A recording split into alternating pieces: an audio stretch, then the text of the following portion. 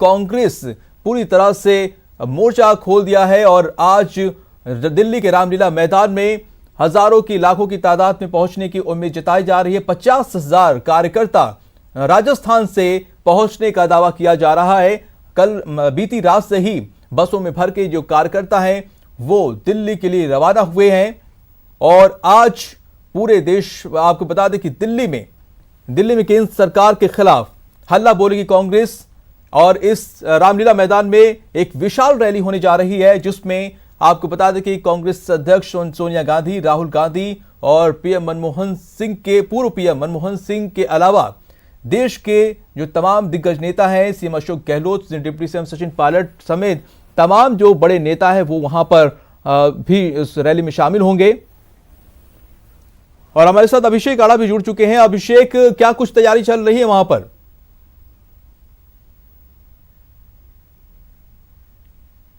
देखिए मजिद, अभी मैं राजस्थान हाउस में हूँ और यहाँ पर तमाम कार्यकर्ता, कई मंत्री यहाँ पर हैं अभी, और लगातार लोग जो हैं वो हज़ारों की तादाद में राजस्थान में जो टारगेट लिया गया था सीएम अशोक गहलोत, प्रभारी महासचिव अविनाश पांडे और सह प्रभारी विवेक बंसल की तरफ से, उनके जो टारगेट है वो पूरा होता नज़र आ रहा है, क्योंकि करीब 30-35 हज़ार से ज़्यादा लोगों के दिल्ली की तरफ आने की लगभग पुष्टि और कंफर्मेशन हो चुका है।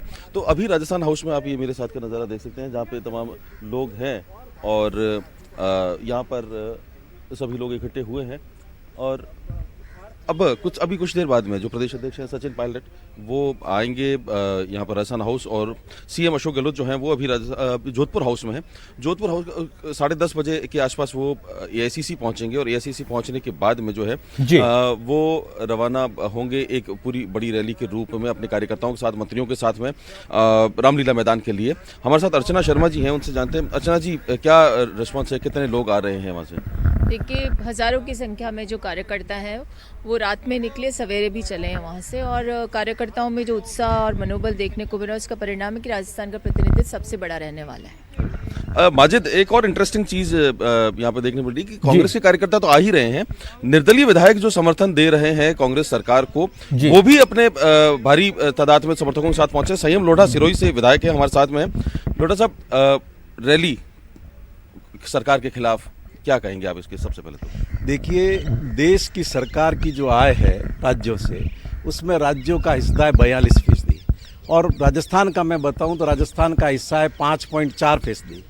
भारत सरकार की गलत आर्थिक नीतियों के कारण रेवेन्यू में इतना बड़ा लॉस हुआ है कि राजस्थान को भारत सरकार से जो हिस्सा मिलता है उसमें हजारों करोड़ रुपए की कमी आई है। देश के हर राज्य के आप आकलन करिए कि इस सरकार की गलत नीतियों के कारण माइनिंग में रेवेन्यू घट रहा है, ट्रांसपोर्ट में रेवेन्यू घट रहा है, जीएसटी में रेवेन्यू घट रहा है, वेट टैक्स में रेवेन्यू घट रहा है, और यहाँ तक कि एक्साइज के अंदर भी कमी आई है।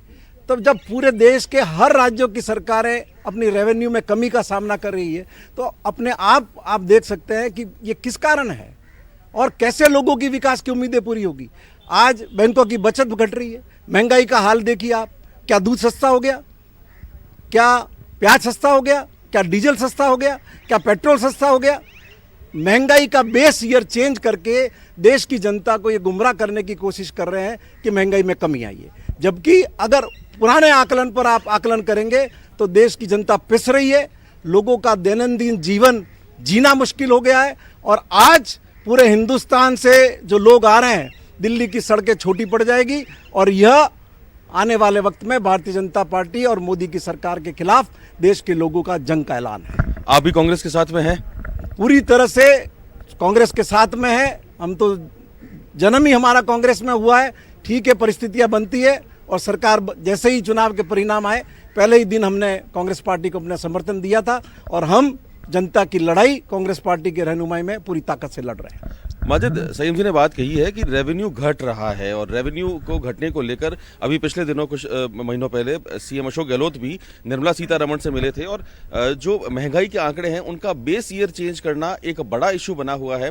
केंद्र सरकार ने जो आंकड़े दिए हैं उसके खिलाफ बेस ईयर चेंज करने को लेकर तमाम विपक्ष जो है वो सरकार पर लगातार आरोप लगा रहा है कि महंगाई के आंकड़ों को छुपाया जा रहा है। अभिषेक, एक चीज मैं ये जानना चाहता हूँ कि ये जो विशाल रैली होने वाली है या लोग पहुंच भी रहे हैं, तो क्या इसमें सीएबी और एनआरसी की भी गूंज सुनाई देगी?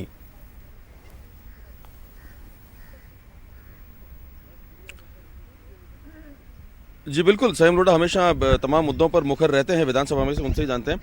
लोढ़ा साहब, एनआरसी और सीएबी जैसे मुद्दे भी गूंजेंगे और राजस्थान का क्या स्टैंड रहेगा? देखिए, सबसे राजस्थान से जुड़ा प्रश्न नहीं है, ये मानवता से जुड़ा हुआ प्रश्न है।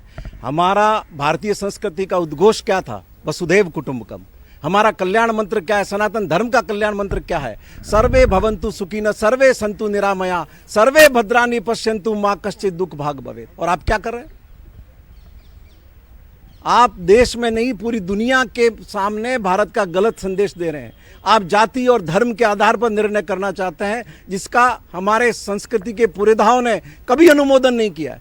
पारसी आए थे हिंदुस्तान में 4वीं और 5वीं सदी में, उस समय भी वहाँ जो हिंदुस्तान में राजा थे उन्होंने मना किया था, लेकिन पारसियों ने ये कहा कि हमें आने दीजिए, हम दूध में शक्कर की तरह मिल जाएंगे। और आज देश ने देखा पारसी किस तरह भारतीय की संस्कृति के अंग हो गए, भारत के गौरव का प्रतीक बन गए।